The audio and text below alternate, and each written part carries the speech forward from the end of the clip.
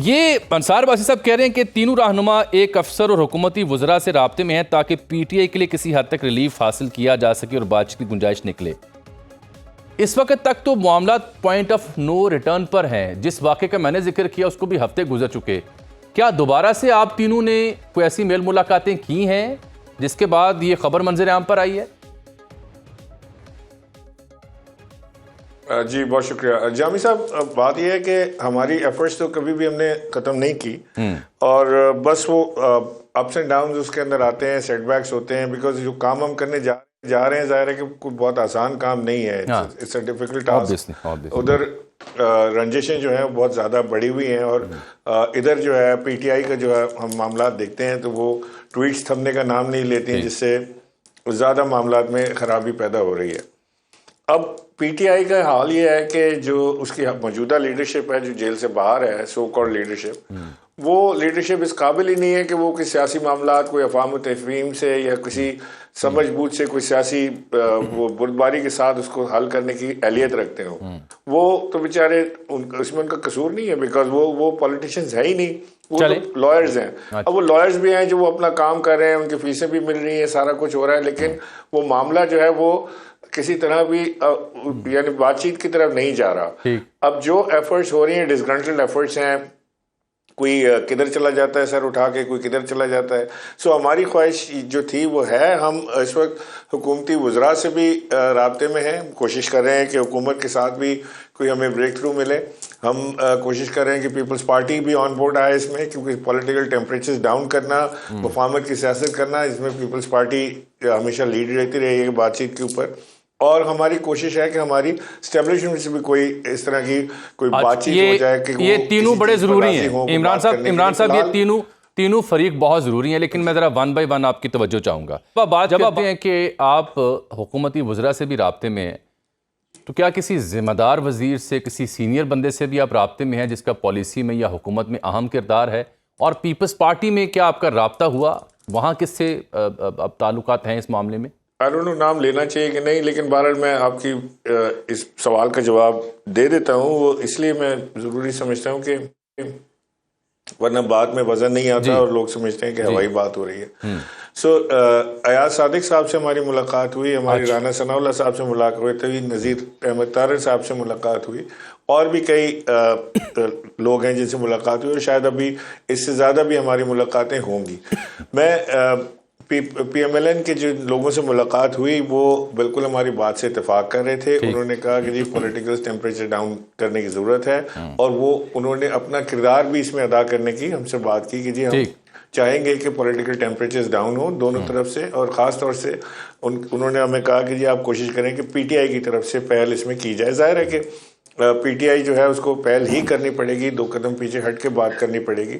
सो इसमें कोई छोटा बड़ा नहीं हो जाता। वो खान साहब हमेशा कहा करते थे कि जी यू टर्न वाला, आपको याद होगा कि वो कहते थे यू टर्न लेना जो है वो एक सियासी लीडर की निशानी होती है। तो मेरा ख्याल है कि अब वो सियासी लीडर की निशानी मजीद दिखाने का वक्त आ गया है, और अगर हम इस ब्रेक थ्रू में कामयाब हो जाते हैं कि बातचीत के लिए लोग बैठ जाएं। देखिए मेरे पास कोई सियासी एजेंडा है नहीं, मुझे ये नहीं पता कि इमरान खान साहब की क्या ख्वाहिशात या क्या उनकी शराइत होंगी, मुझे ये नहीं पता कि पीएमएलएन की क्या शराइत होंगी, पीपल्स पार्टी किस तरह सोच रही होगी, इस्टेब्लिशमेंट क्या सोच रखती है, अभी हमें नहीं पता। हम सिर्फ एक माहौल, कंड्यूसिव माहौल पैदा करना चाहते हैं कि जिस तरह पीपल्स पार्टी, पीएमएलएन, दीगर जमातों को सियासी माहौल मिला हुआ है, इस तरह पीटीआई को भी मिले, और उसके लिए क्या क्या शराइत हो सकती हैं उस पर बातचीत हो सकती है। इमरान साहब एक बड़ा अहम नुक्ता है,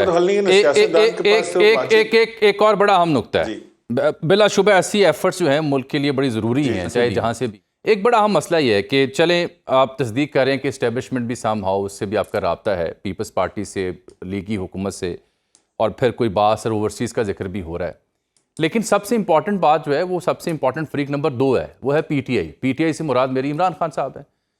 तो क्या पीटीआई खान साहब, उनकी भी कोई कॉन्सेंट आपके पास है? क्योंकि जो कोट लखपत में आपकी मुलाकातें हुई थी उसके बाद शाह साहब करीबी हल्कों ने जो बात की वो तो कह रहे हैं कि विदाउट खान और माइनस खान नो वे, हो ही नहीं सकता, और हम इंडिविजुअली किसी ऐसे सिलसिले का हिस्सा बन ही नहीं सकते जो अडयाला से अप्रूव ना हो। ये जो पीटीआई का सोशल मीडिया है ना, ये तबाही का जिम्मेदार है सारी चीज़ का, और इन्होंने जो तबाही फैलाई, बल्कि पीटीआई का सोशल मीडिया भी नहीं कहना चाहिए, जो पाकिस्तानी बैठे हुए बाहर जो अपना सोशल नेटवर्क बनाकर बैठे हुए सोशल मीडिया के ऊपर, यूट्यूब के ऊपर खुद साख्ता एंकर्स बने हुए हैं, वो उनको सिर्फ अपनी सब्सक्रिप्शन से ताल्लुक है कि कितने उनके सब्सक्राइबर हो गए, कितने उनको पैसे आना शुरू हो गए, उनका मोनेटाइजेशन कितना हो रहा है, वो उससे उनका ताल्लुक है। ना उनका पाकिस्तान से प्यार है, ना उनका इमरान खान से प्यार है, ना उनको अफवाज पाकिस्तान से कोई लगाव है। वो उसमें लगे हुए अपना कि जी बस ये उनके पैसे बनते चले जाएं। और पीटीआई की जो मैं समझता हूँ कि बेवकूफ़ी कह लें या कम अकली कह लें कि उन्होंने उन एंकर्स को या उनके बयानात को पीटीआई की ऑफिशियल वेबसाइट पे लगा देते हैं, उसके ऊपर वो अपनी पॉलिसी वज़ा करते हैं, जो कि है ही कोई नहीं उनके पास पॉलिसी। सो ये तो सारी तबाही वहाँ से होती है। इनकी तो बात ही ना करें कि वो क्या सोचते हैं, क्या कहते हैं, क्या नहीं करते। माइनस इमरान खान कोई चीज़ है नहीं। PTI without Imran Khan does not exist. PTI आज भी पीटीआई की एग्जिस्टेंस कोई नहीं है, ठीक है। अच्छा, अब हम करने हमारी कोशिश क्या है? हमारी कोशिश ये है कि क्योंकि ये इस वक्त जो पीटीआई की क़यादत जो है, जिनके हाथ में पीटीआई है, जो जेल से बाहर है, उनके पास इतनी पॉलिटिकल तजुर्बा या इतनी अक्ल फहम, सियासी फहम नहीं है उनके पास। सो किसके पास है? वो है शाह महमूद कुरैशी के पास, इजाज़ चौधरी के पास, बेगम यास्मीन राशिद के पास, उमर सरफराज चीमा के पास, मियाँ महमूद रशीद के पास और दीगर जो दोस्त हैं। तो अगर किसी तरह ये लोग जो अपनी सोच रखते हैं, इनको हम कायल तो नहीं कर रहे ना, इनकी अपनी सोच है। इन्होंने 6 महीने पहले लेटर लिखा था कि मफाहमत की सियासत होनी चाहिए, ये टकराव की सियासत नुकसानदेह है। सो हम जब इनसे मिले तो बिल्कुल ये बात ये कर रहे थे जो हमारे जहन में थी।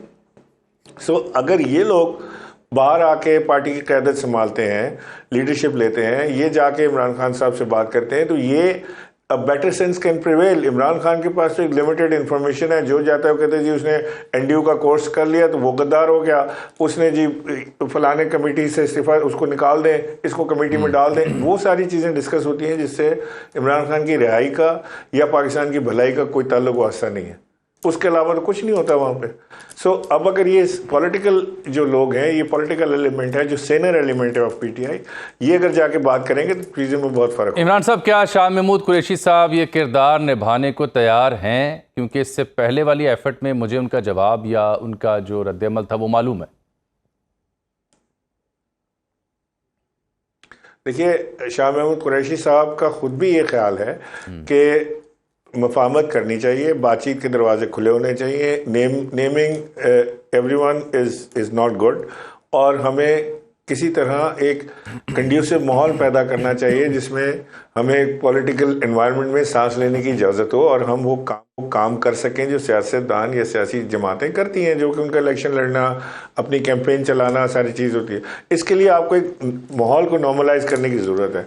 लड़ाई से, जंग से तो आप नहीं कर सकते, आप अपनी एस्टेब्लिशमेंट के साथ जंग लगा के तो ये काम नहीं किया जा सकता। सो लिहाजा बातचीत के ज़रिए बैठ के अवाम व तफ़हीम से बात करें ताकि उसमें जो पाकिस्तान के लिए इस वक्त जो मुश्किलात हैं उनमें भी आसानी हो